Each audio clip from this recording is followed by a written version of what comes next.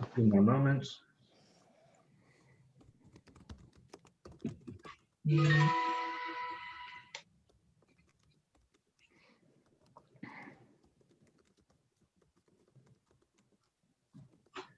All right, and we are live streaming. Fantastic. All right. Good evening, everyone. Welcome to the January 20th, 2021 meeting of the Manhattan Community Board 6 Executive Committee meeting. My name is Kyle Thide, and I am the chair of Manhattan Community Board 6. Tonight's meeting is being called to order at 6:32 p.m. Tonight, we are joined by District Manager Jesus Perez. To members of the public, you can raise any questions or comments that you have through the Q&A feature of Zoom. If there is time following the committee's discussion, we will field questions from the public. Tonight's minutes will be taken by Manhattan Community Board 6 Secretary Seema Shah. We will now take attendance by roll call, so please answer present when your name is called. Hey, Kyle, this is Seema. Actually, Matt Bondi will be taking minutes. Okay, thank you. Yes, I'll be taking the minutes and calling the attendance out. I'll call your name and you will unmute yourselves. And when your name is called, please say present. I will announce if there's a quorum. Kyle Thide. Present. Elvie Barroso. Elvie Barroso. Okay, Matthew Bondi is here. Claire Brennan. Claire Brennan. Here, sorry. No problem. I'm using a new device. Beatrice Disman. Beatrice? Okay, Rick Eggers. Here. Adam Hartke. Present. Molly Hollister. Here. John Keller. Present. Kavitha Matthew. Here. Kevin O'Keefe. Present. Reshma Patel. Reshma? Present. Saw you. Matt Roberts. Present. And Jean Santoro. Here. Seema Shah. Present. Sandro Sherrod. Presente. Mark Thompson. Present. Karen Vanderdonk. Present. And Brian Van Nieuwenhoven. Present. Okay, so we have a quorum. Thank you very much, everybody. All right, thank you, Matt. So the agenda for tonight's meeting appears on the screen before you. If there is no objection, we will adopt the agenda as stated. So members of the executive committee, if you object to adopting the agenda, please raise your hand through Zoom. Okay. Seeing no objections, the agenda for tonight's meeting is adopted. The minutes from the December 16th meeting were distributed to executive committee members ahead of time by the board office. If there is no objection, we will now adopt these minutes. So committee members, if you object to adopting the minutes, please raise your hand through Zoom.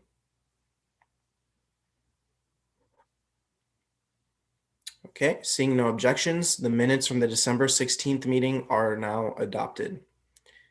So just before we proceed, in order to conduct an efficient meeting, let's observe a few ground rules. First, no one may speak until granted the floor. Committee members, if you have a question about committee business or wish to make a motion, please raise your hand through Zoom. If you click the participants icon, the participants panel should appear and you should find the raise hand function there. If you're still having technical difficulty, please click the chat icon and relay your difficulty. As a reminder, the chat function should not be used for committee business, questions, or conversations. Please direct all remarks on the record by raising your hand through Zoom.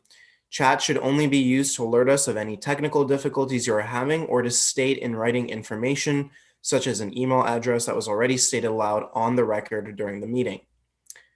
When a committee member is then given the floor to speak, I will identify you and you can unmute yourself so that you can speak. And last but not least, as you know, we are required by executive order to create a verbatim transcript of this meeting. So please keep all questions and comments succinct and germane to the discussion. So I will now deliver my chair's report. I have a very quick report back.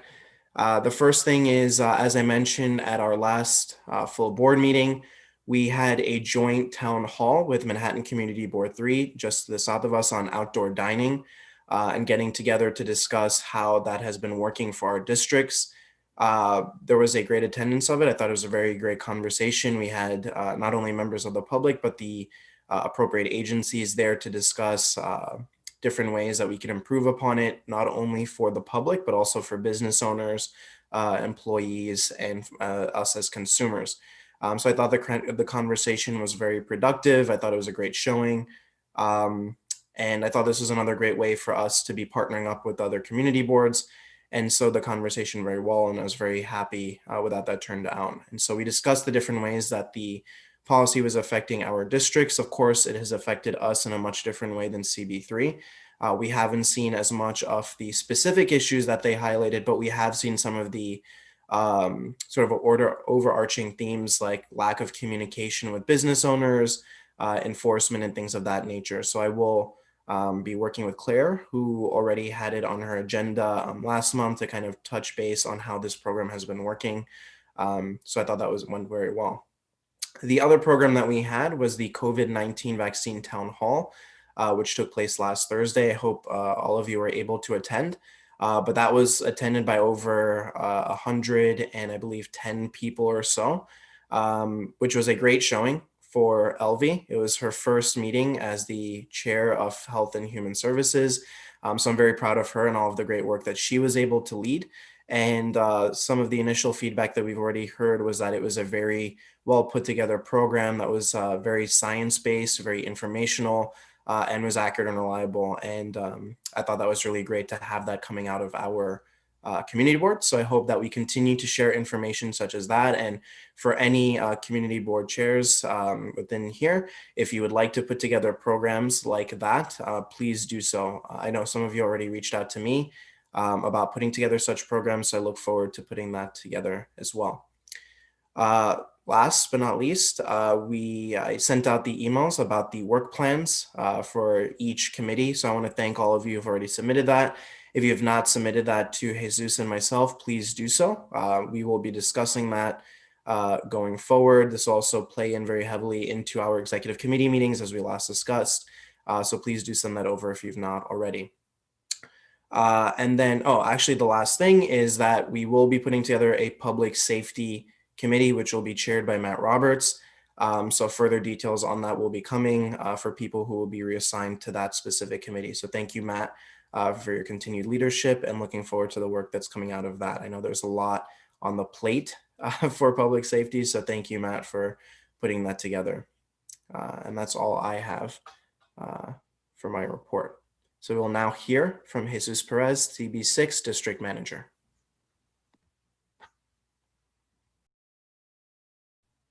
You're still on mute, Jesus. Sorry about that. As usual, a quick minutes update. The licensing committee is up to date with their minutes. So is transportation and the housing committee, as well as land use, budget, and the strategic planning committee. We are still waiting on minutes from the parks committee for their January meeting, so because that meeting is fast approaching, so we would like to get them as soon as possible. And we are awaiting minutes from the November meeting of the Youth and Education Committee, because those will have to be adopted at the January meeting. But so if you haven't gotten those minutes in, please send them to the office. Secondly, so as I reported before, the office has been working to improve our community engagement. I'm proud to report that our newsletter now has over 3,000 subscribers. Our open rate has not fallen as we've grown our subscriber base. Consistently, we've had over a third of our subscribers open our weekly emails about the week's meetings and our monthly newsletters. And the average open rate, we understand, for government type newsletters is about 28%. So we're doing pretty well. But we're always happy to increase our reach so that more people know about what the community board is and what it does. I'm also happy to report that we've seen an increase in the number of views of our meetings on our YouTube channel.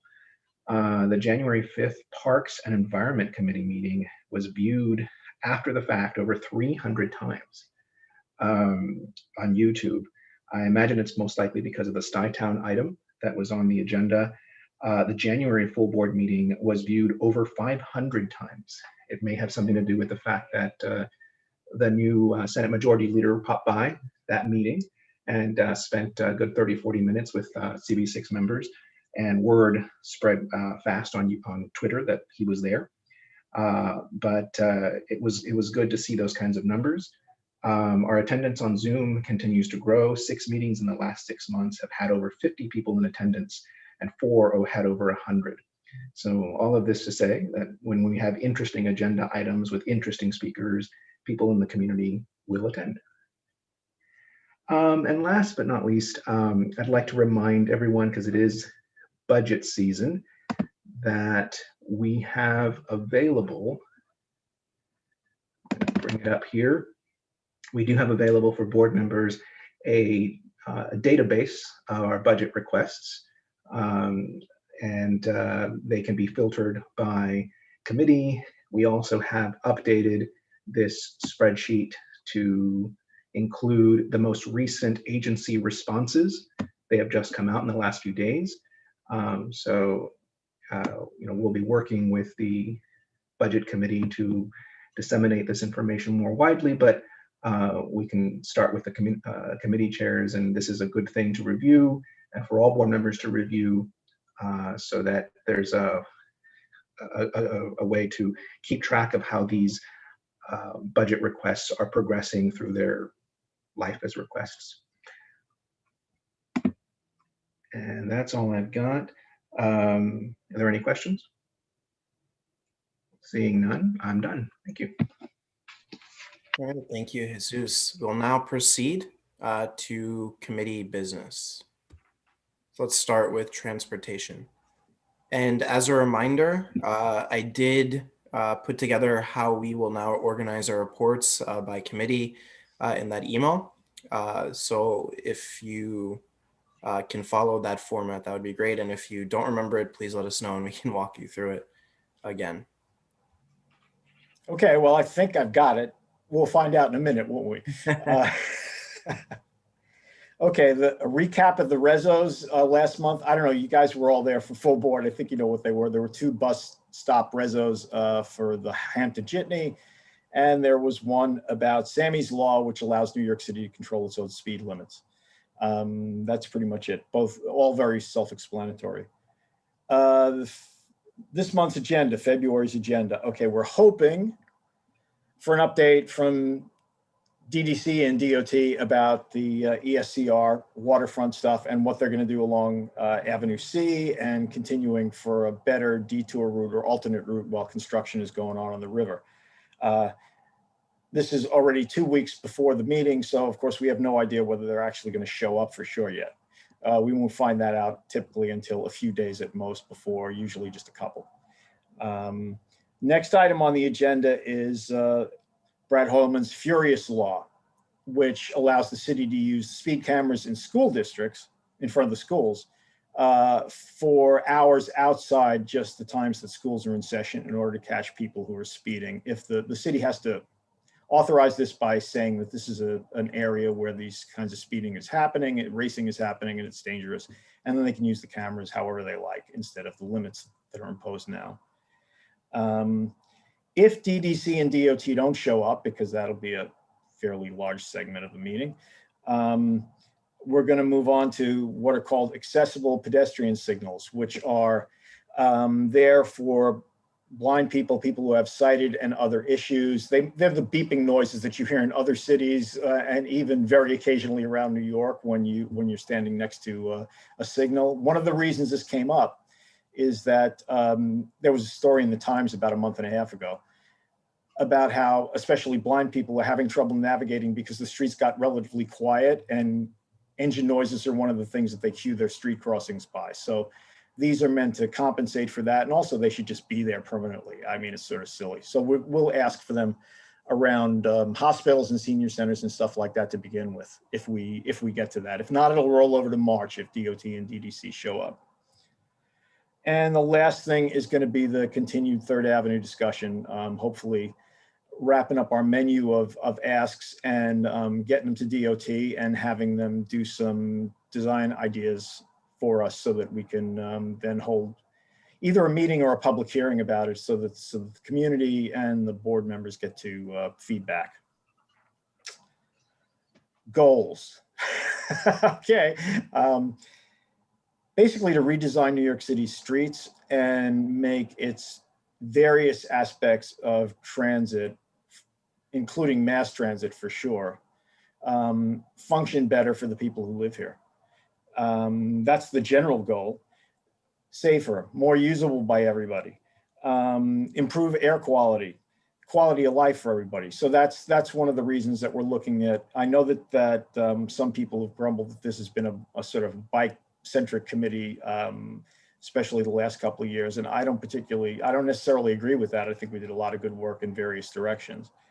But that's one reason we are emphasizing right now things like the pedestrian, the expanded sidewalks on 3rd Avenue, and that project will, if that model we're hoping to replicate in a couple of different places around the district. So we've only just started with that.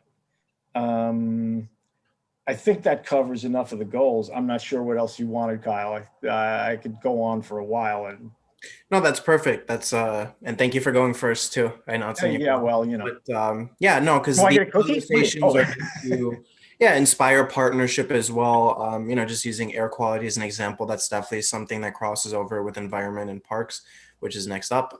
So yeah, I want to use this space for us to really connect on those priorities that we have, whether they're you know, a couple months down the road or a year, just to know that we're in the same space. Okay, well, in that vein, let me just add real quick then that we're already cooperating with Land Use and Adam about the DDC DOT stuff. And Kevin, Adam, and I were talking about for a couple of hours just last week about restarting and really broadening the summer streets program that disappeared last year. So we need that, but that'll be coming at you down the road. We're already on work on that. Yeah, perfect. Great to hear. All right, so are there any questions for Gene and transportation? All right, seeing no questions, let's move on to the next committee, environment and parks. Kevin? Thank you, Kyle. Thank you, Gene. No resolutions were introduced at the previous meeting. I will point out that follow-up did continue on the planned combined heat and power plant work at Stuytown. More specifically, the committee will make sure that a working group that Stuytown Management and the Peter Cooper Village Stuyvesant Town Tenants Association agreed to start, that it will remain on track. Very important to us. So resolution did not need to come out of that because we got both groups to work together, and I think that's a welcome next step for both sides, and they pretty much expressed as much. Let's see what we have here. We have our upcoming agenda. Yes, discussion of open space, spaces inaccessible for public use. For this, we will identify the open spaces that are not accessible to the public and strategy to realize more of that open space. Report from NYC Parks. There will be a chair's report and old and new business. Request for partnerships, which was nice to see, Kyle, that you put that as part of our presentation, because as Gene and you had alluded to, we did start a dialogue, not just with transportation, but with Land Use Committee on making more open streets happen, including the possibility of FDR. Other potential partnerships, Gramercy Park Block Association is being invited to the February meeting to address community members who want Gramercy Park open for more than 1 hour per year. We have done some preliminary research that Players Club in Gramercy Park has been identified as a potential partner because they continue to express support of hosting public events in Gramercy Park. So that will be an interesting conversation that could happen as early as the February meeting. Kyle, you asked if there's anything else that needed from the chair, board staff, or other committees. We will continue to work with Brendan to identify those inaccessible POPs in park space. And we will continue to work with the district office and extend the invitations to guardians of those closed open spaces. We'd like to have more progress with the electeds. That's onus is on us to have more outreach, and we look forward to doing that starting in February. Some of the places we've identified are, I mentioned Gramercy Park, but also the United Nations Garden, Kips Bay Towers, Garden and Playground, scaffolding that is blocking multiple pops, including at the Corinthian on First Avenue between 37th and 38th. Committee vision. The vision is to be real deep on research. Our vision is also to bring opposing parties together and to move the needle on initiatives so that we can realize real, noticeable, measurable, tangible, positive change. Short-term goals. Again, I think that's pretty clear. Opening more inaccessible space to the public, especially with the ESCR project, which will, of course, place greater limits on space in and near the district. Long-term goals. I mirror Jean and what Kyle had mentioned, air quality, important. And we will look also for long-term toward increased engagement, like I said, with the district and elected offices for collaboration on strategy and priorities. We're going to be deep on research in the committee, and we want to do more research on the environment to better understand what might potentially have a negative impact on the district when it comes to environment. Progress toward achieving the goals. Probably the needle has been moved the most on the St. Martin Park garden. The NYC Parks has promised an update on that, hopefully that it will be open for more hours. That update is expected in February or March meeting. Kyle, you also asked about obstacles faced in achieving these goals. And I feel so far, no barriers that I don't feel can be removed. That is pretty much it. Kevin, yeah, definitely do keep us posted if anything is needed. Are there any questions for Kevin and the Environment and Parks Committee? All right, seeing none, let's move on to the Strategic Community Planning Committee. Kavita. Thank you, Kyle. So to recap the last meeting we had, we're not very resolution heavy, so there were no resolutions, but we did continue our discussion around affordable and equitable housing. This time we had invited the Collective for Community, Culture and Environment, the CCCE, consultant to kind of review several models for that are either being revisited or newer ways to try to increase affordable housing in general and in our district specifically. So that was really incredibly educational, I think, for me and I think for others. So super helpful. We also had invited Katie Loeb from Councilmember Rivera's office to give us a little more in-depth description of the COPA bill, which was the Community Option to Purchase Act. And there was a hearing on that yesterday. I'm just throwing that in there, but I did go to that and it was very interesting as well. They also talked about community land trust. There was a few things that were being discussed there, but we find that all of those things are things that we're kind of considering as we move forward, how to support those things and how to engage and make them specific to certain sites. So of course, we're still focused on the MSBI site specifically, but we're also thinking ahead to other things that might become available to solo site and such. I found it really interesting. I'll kind of move on, but I have reactions to what the other chairs have mentioned already.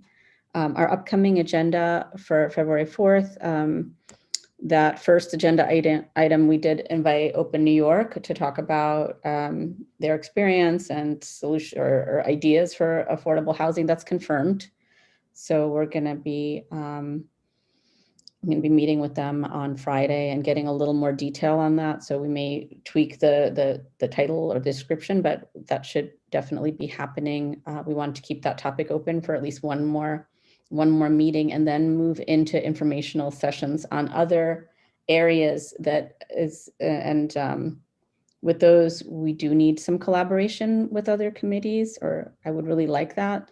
The committees I've kind of targeted initially, although I think I could work with any of you on anything, since our committee is not really, you know, it's not limited to just land use or just health or just, you know, like it's kind of delving in a lot of different things and trying to figure out ways to achieve those.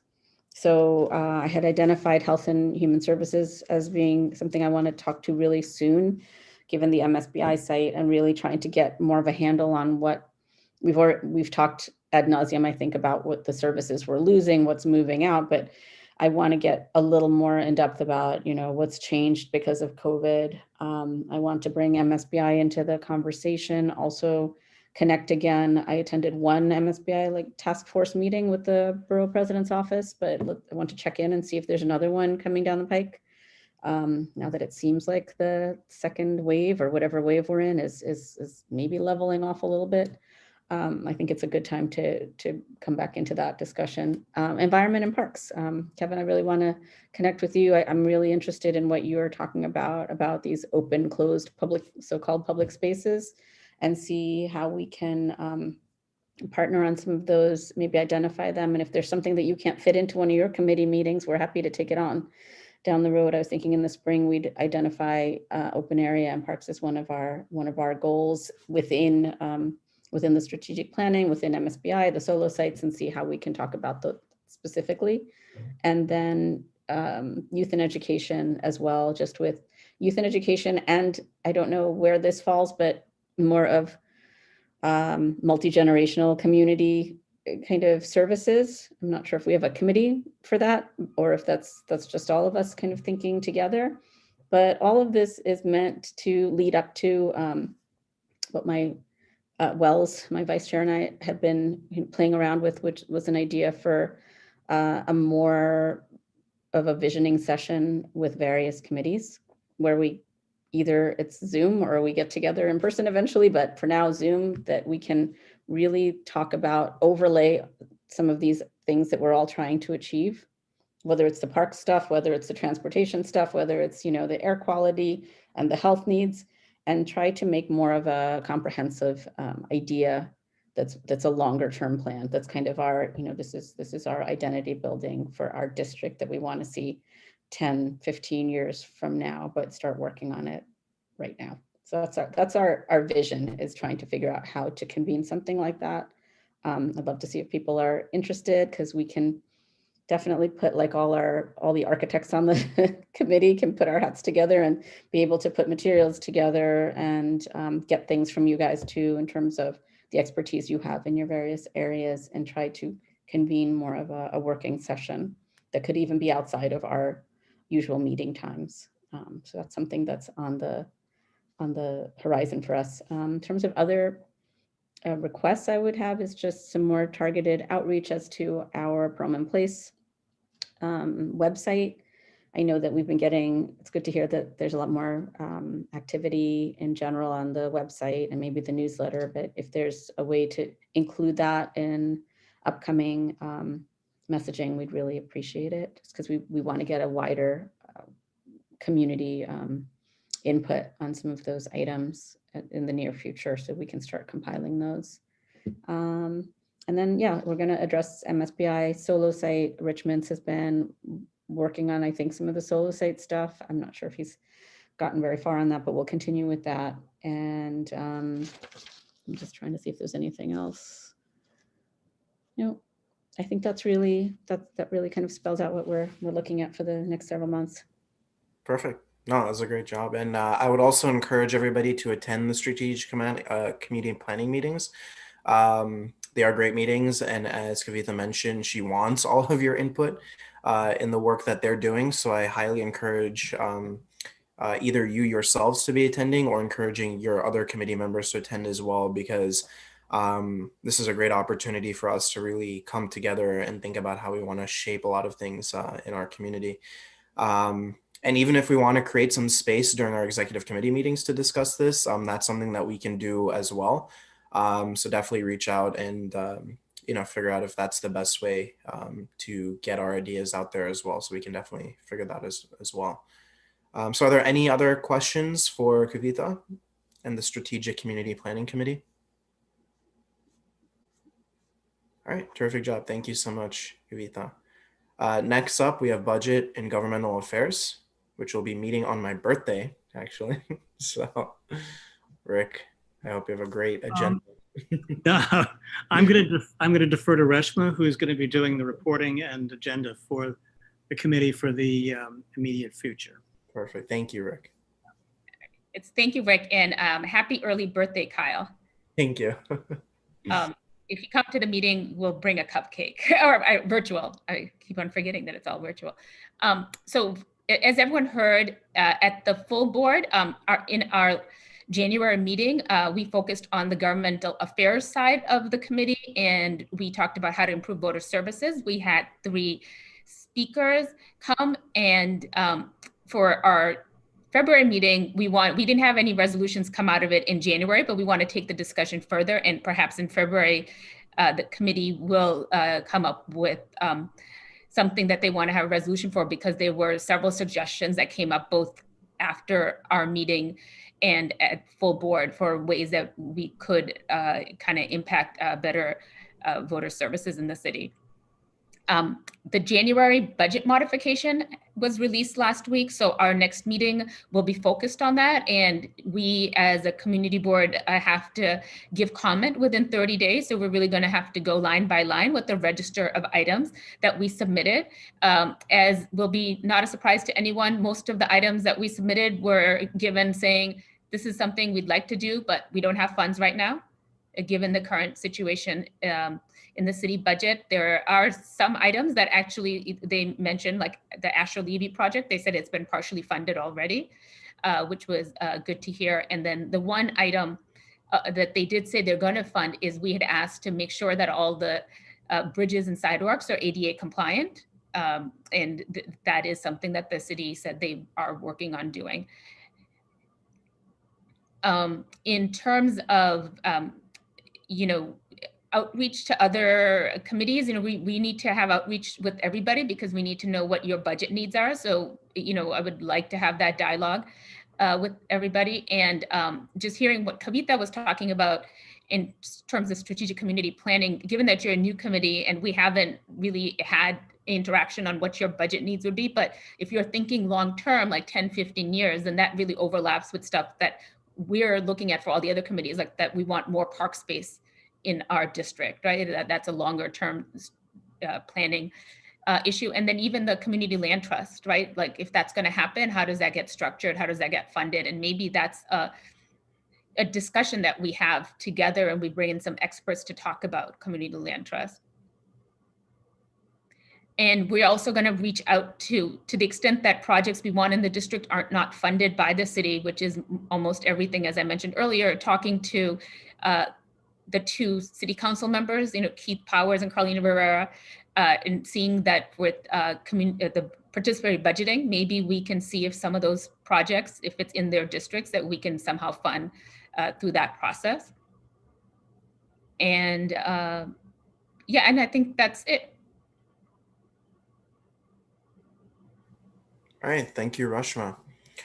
So I, definitely encourage again other committee chairs and members to attend the Budget and Governmental Affairs Committee so we can further discuss a lot of the priorities and put together comments. I'm sure you'll be reached out to by email as well by both Rashma and Kavita, so please keep that in mind. Are there any questions for Rick or Rashma on budget and governmental affairs?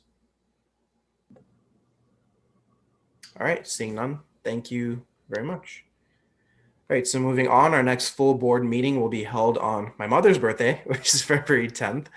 And then we have Health and Human Services on February 11th. That'll be the second meeting. So we have a presentation from Hamilton Madison House regarding the new caregiver support services program.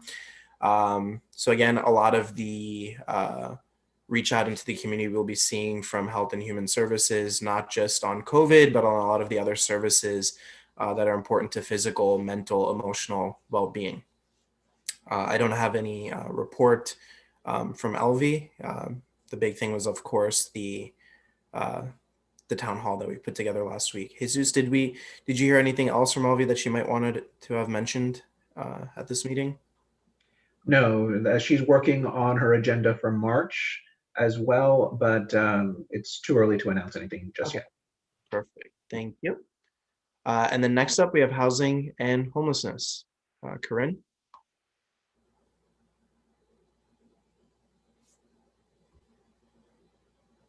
Corinne, I think you're still on mute. Can't hear you.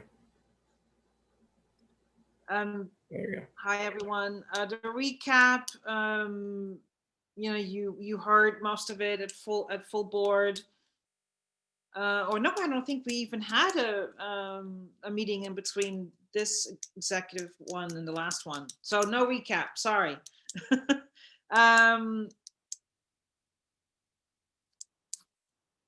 Our next agenda item on our next meeting is a presentation of the 17th Street facility that is being run by Good Shepherd. And they're going to come by talking about and the facility and just the all the work that Good Shepherd does all across New York City. Short-term goals would be to welcome new and temporary neighbors in CB6. In the long term, we would like to continue to promote anything that would make sense to create more affordable housing, particularly focusing on CLTs, Mitchell-Lama-like programs, things like that.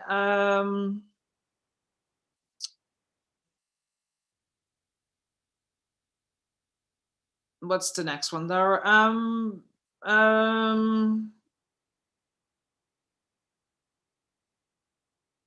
What's the next one? It's like how do we think we're going to achieve this, or what have we achieved? What partnership you need? Partnership requests, either from partnership board requests or from other committee chairs or anything like that, agencies, etc. Yeah, no, not right now. We've been very light, easy on ourselves this last month or so because the fall was intense. So yeah, so partnerships, no. What have we achieved? I think our reso in support of COPA,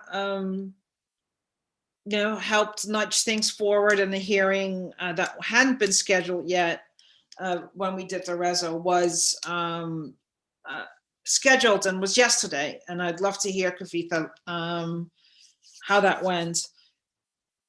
And that's it. Awesome. Perfect. Thank you, Corinne.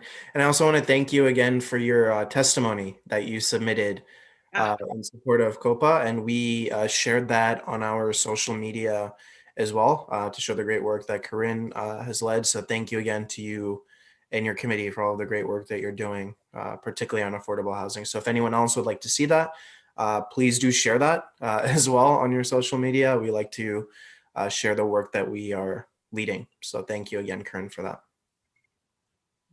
Are there any questions or comments for Corinne in housing and homelessness?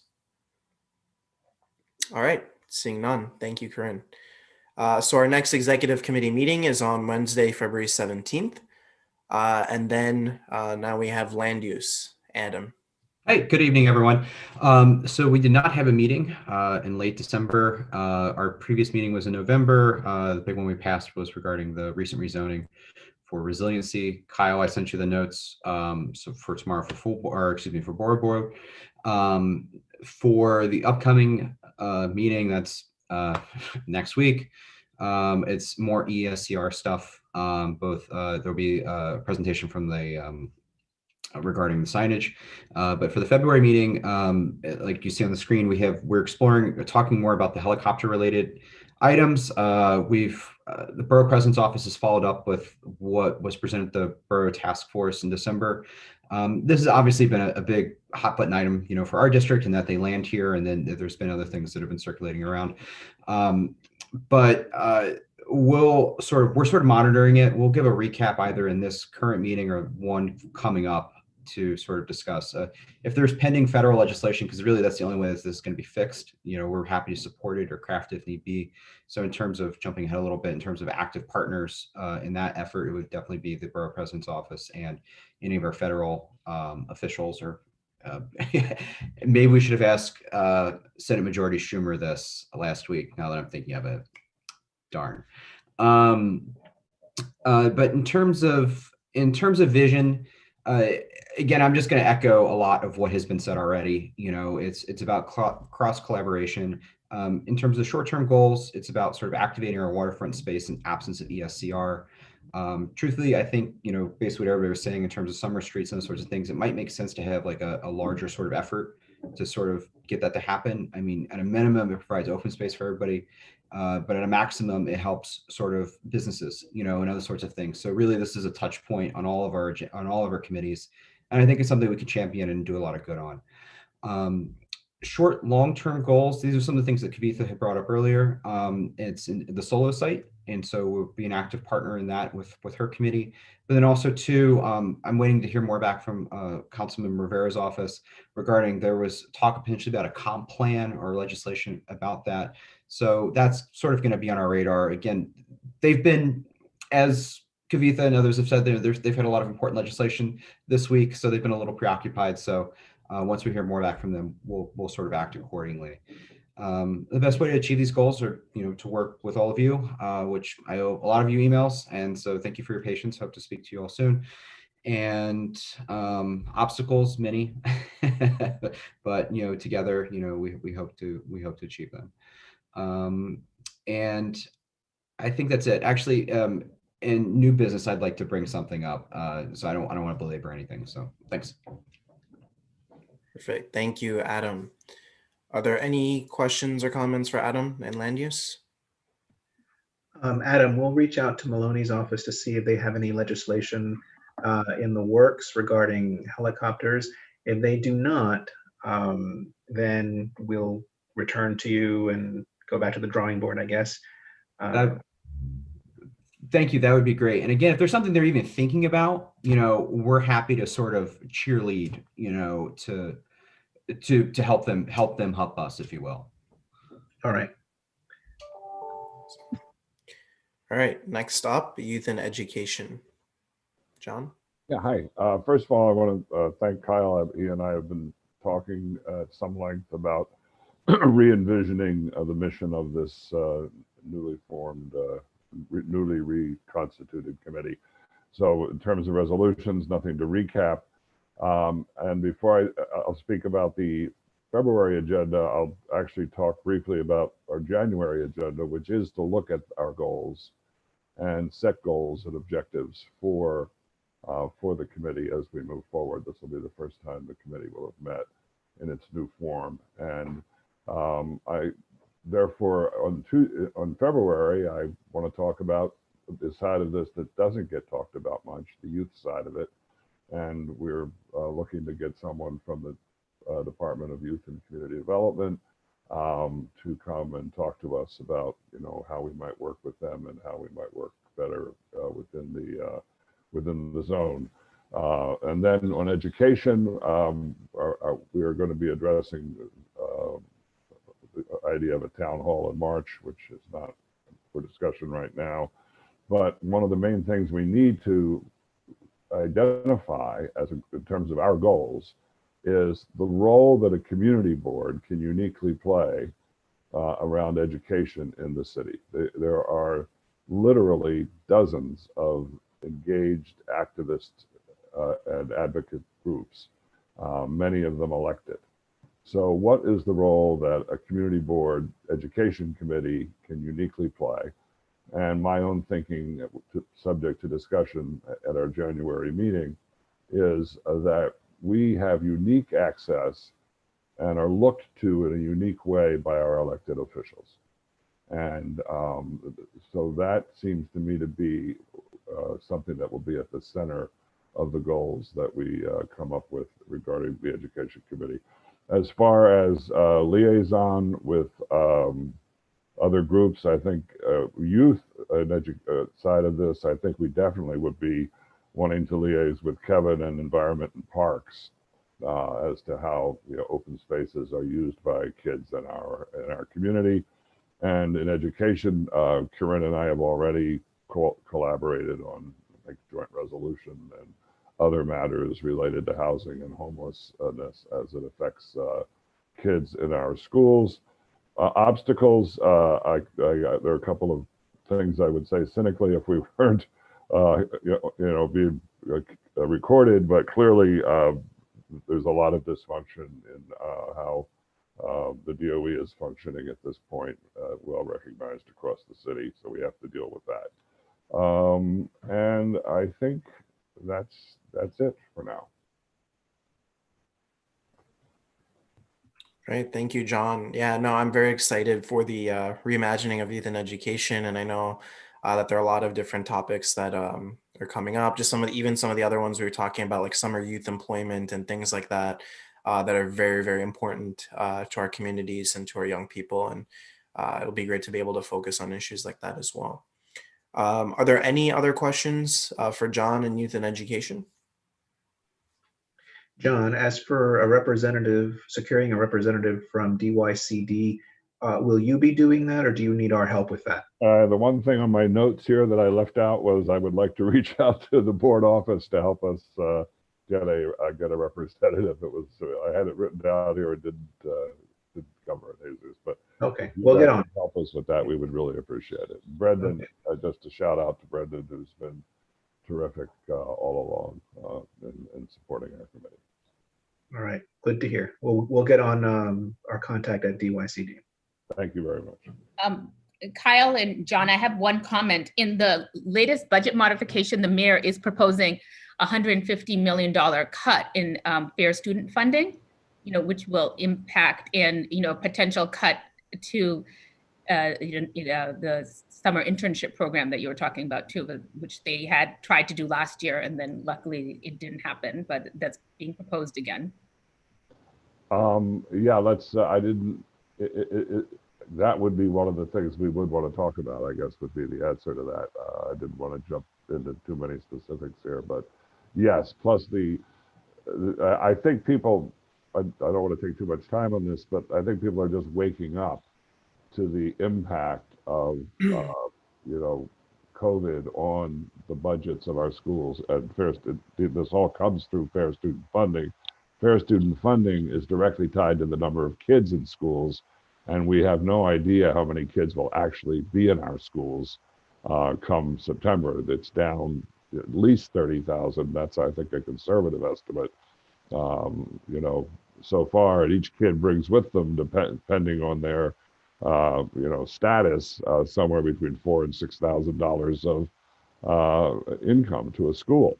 So if a school loses 10 kids, you say, oh, that doesn't sound like much, but that's $40,000 that the school's losing. And that's half a teacher, or, if a school loses 20 kids, it's $80,000. And there are so many things that haven't even been talked about yet openly about the impact of COVID and on the budget of schools that, I could, yes, thank you for reminding me and putting it on the table. Yeah, so this is a great example of attending the next Budget and Governmental Affairs meeting. And again, I'm sure there'll be some email communications between all of you regarding next steps. So thank you for bringing that up, Reshma. Good point. All right, let's move on to, last but not least, Business Affairs and Licensing. Claire. Hello, everyone. Can you hear me? Yes, thank you. So we are meeting in January next week, but we're talking about February now. So our agenda is information. Obviously, folks will be applying to renew licenses or get new ones. So we'll handle those. Oh, we did meet in December, and it was really just talking to a few people who were applying for new licenses. And then we kind of got the conversation started on open dining and just kind of touched base as a committee ahead of the town hall with CB3 to kind of just think about concerns and questions for that town hall. And so for February, I really like thinking about priorities in terms of short-term goals. I really do think that our committee should be focusing on COVID response and really doing as much as we can to save our storefronts. So I think that although we have already passed a resolution on it, we can kind of brainstorm about how to continue to support businesses in this time, and some longer term goals. I know I mentioned that we might have a conversation about sex work in January, but I honestly didn't get that together for this month, unfortunately, and I have to talk to Kyle again, but I do think that that is something that in a long-term kind of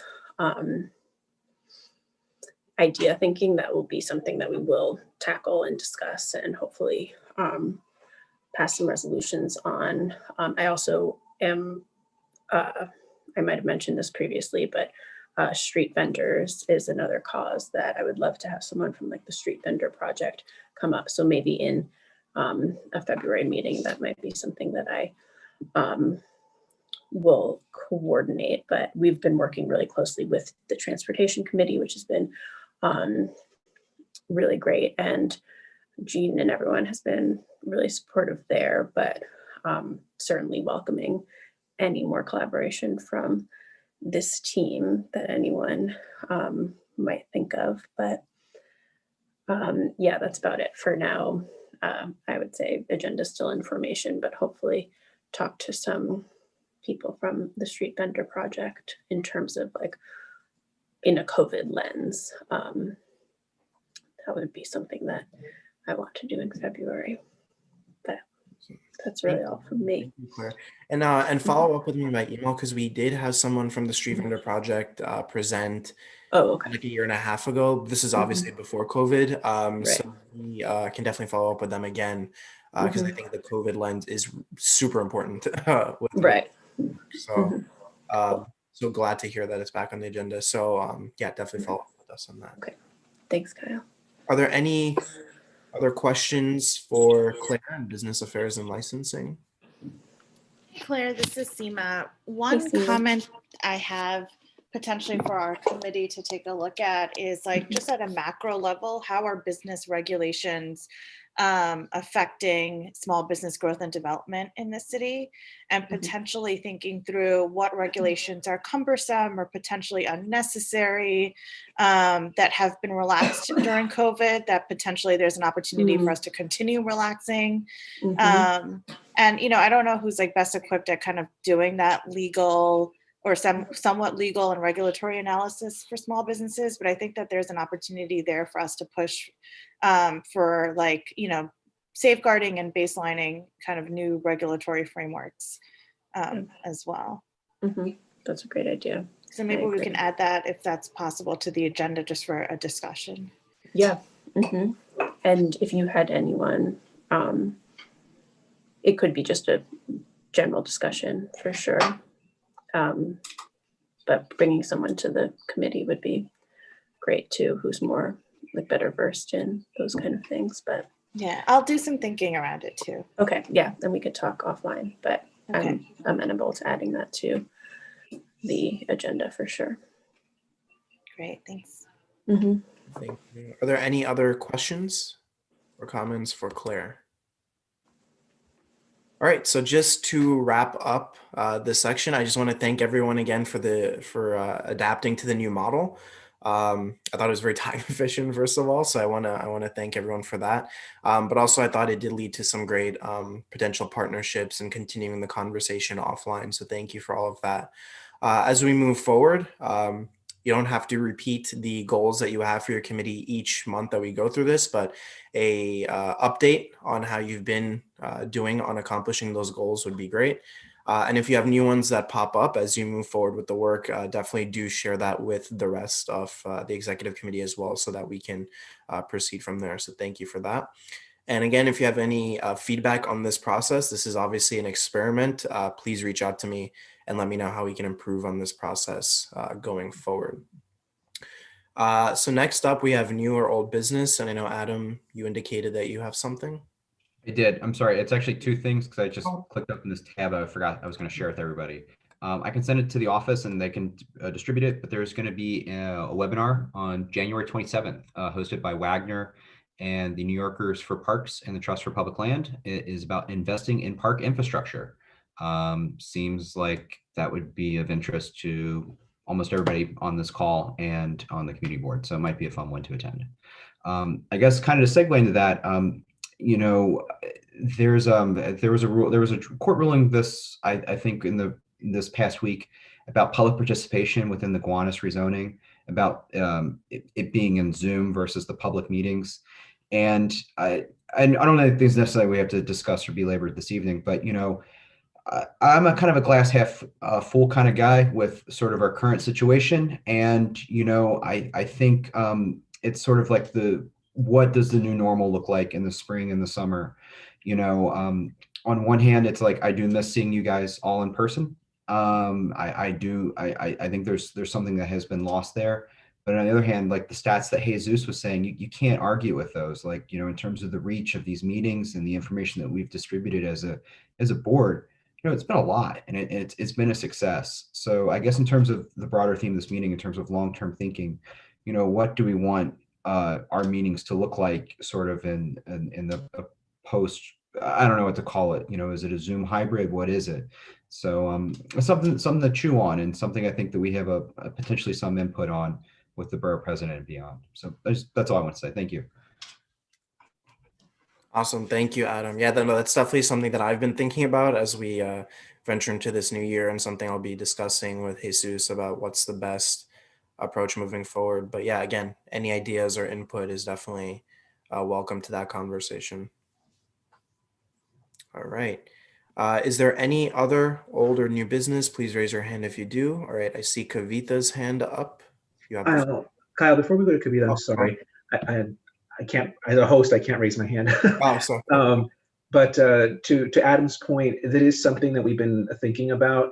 On an operational level, it matters a lot to district managers to start thinking early about some of these questions.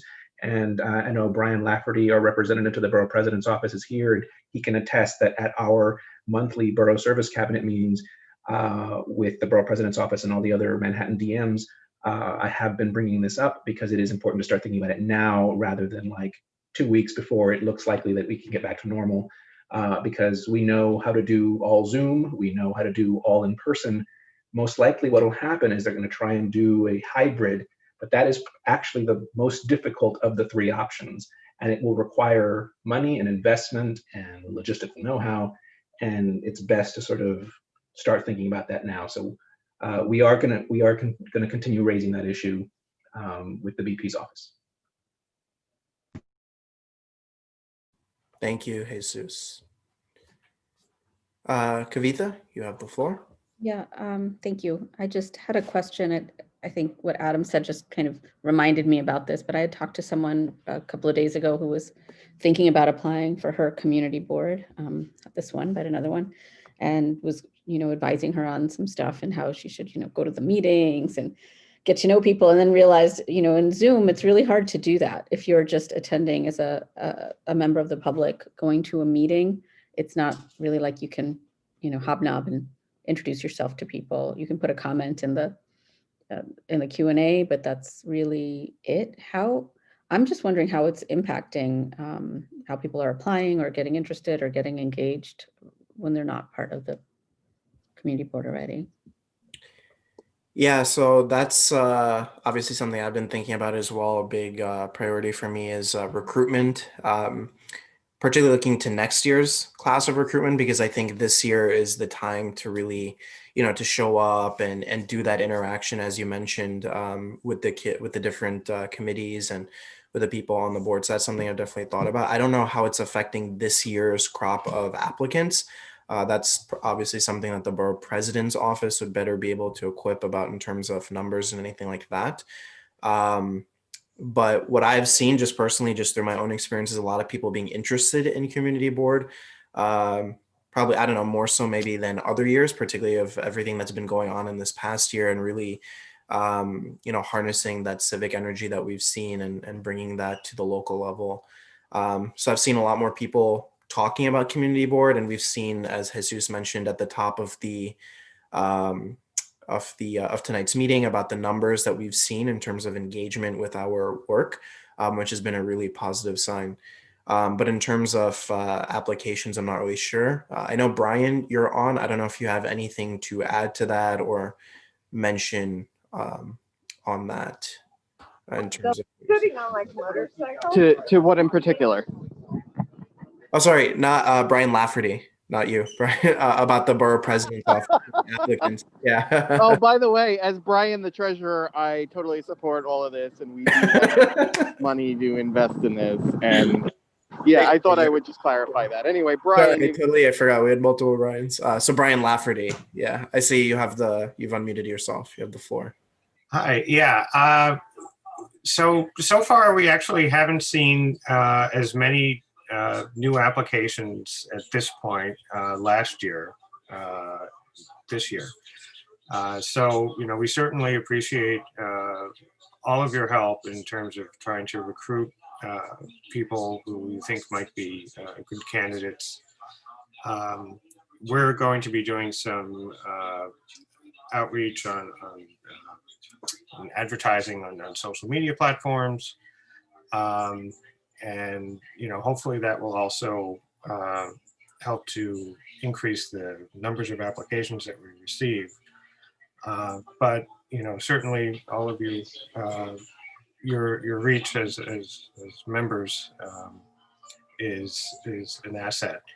And I'd like to thank Kyle certainly for mentioning and including in part of his agenda for this meeting, all of the potential community partnerships that you guys are brainstorming about, because that certainly, again, helps to recruit a good crop of applicants and helps to make the community board more representative of the community, which is one of the borough president's major initiatives.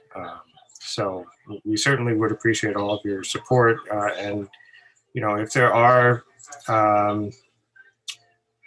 events or meetings that, presumably mostly on Zoom at this point, outside of just those that the community board is holding, and, if I could, or if you could help us plug the community board application, that would be great. And then, certainly, I can send everyone the link to apply. We are actually extending the deadline to February 22nd. So that'll give folks a few more weeks. It was initially February 1st. But yeah, we definitely would appreciate everyone's help since we are down in terms of number of applications this year. Thank you. All right, thank you, Brian. And yeah, so just to continue that, please continue to promote it. A strategy that some people have taken is on the board is actually highlighting people who have been attending meetings. They've pointed them out to me to say, hey, this person so-and-so is interested in the board. Could you speak with them? Or, they'd like to ask a question or comments in our full board meetings, in our committee meetings. So definitely, encourage anyone that you're promoting the work of the board to take such actions. I know it's a little bit different, but that's also kind of seeing, how are we going to interact in a building on Adam's point, in a world that maybe, we might be half and half, a hybrid of doing a lot of virtual work compared to normal. So how are we going to continue that work going forward? So however best you can get them involved and let us know that someone is a prospective applicant. It also helps, I'm sure every committee chair will attest, they'd love to pull them into the conversation as well. So definitely do that. Some other things, I've worked with some of you on actually reaching out intentionally to specific organizations and to community groups to encourage their members to apply to the community board, which is another great way. I've been invited to speak at different things, which I'm totally willing to do as well. So even if it's a one-on-one conversation, people have asked me, could I speak to someone who's interested about the work of the board? I am more than willing to do that. And anything else, I can put together a little presentation. That's something that I've discussed with some of you as well for different community groups that you've asked me to reach out to. So I'm definitely on board with that. So yeah, we just kind of have to figure out how we want to recruit in a world that's virtual now. So any ideas, I'm open to that as well. And I'm extending myself for partnership in any way on that as well. Brian, it might be worth it for the BP's office to bring back the Community Board 101 info sessions. I know they used to happen under the previous borough president, and I think maybe Gail may have done one or two early on in her tenure, but it might be worthwhile to bring them back. I know that even here on this board, there was a board member who was mulling the idea of potentially doing one for CB6, but I think the BP's office could have a wider reach, and while right now one isn't able to walk up to a board member and introduce themselves, that isn't necessarily the only way to learn about these things. One can attend a workshop, and I know they had them because the old applications used to ask if you attended one of these workshops, a Community Board 101 workshop. So it might be worth it to reconsider bringing them back. Thank you. Yeah, that's a great idea. I'll certainly bring that up. Yeah, and then one of the other things too is the borough president's office has put together a really good outreach campaign. So I would utilize their resources as well as you share. That's what I've been doing just personally with my neighbors and community members. So definitely, you don't need to reinvent the wheel on a lot of this outreach. All right, Rashma, I see your hand up as well. Yeah, I just wanted to add, I do have a couple of friends who are applying to community boards this cycle, not in our district, but in other parts of the city. And for them, because they have young children, this virtual format has given them an opportunity to join in and having the YouTube. And so that's just something we should be mindful of in terms of having diversity on the board and for, women who have or managing a job and childcare at the same time. That's a great point, Rashma. Yeah, exactly. I think, there's always pluses and minuses to, the things that we adapt to. And I think looking at some of the pluses is that, and again, seeing the numbers that Jesus mentioned at the top and with each of your committees, this also allows a lot of other people who normally would have been barred for whatever reason, whether they're, childcare issues or jobs or just life getting in the way.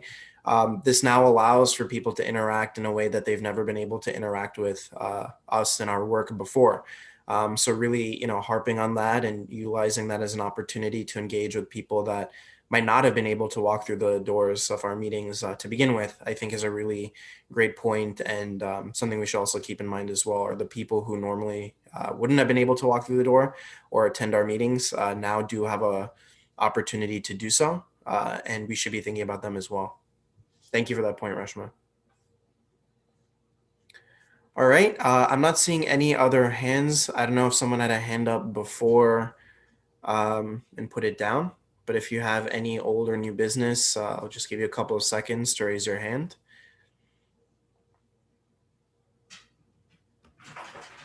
Okay, I'm not seeing anything.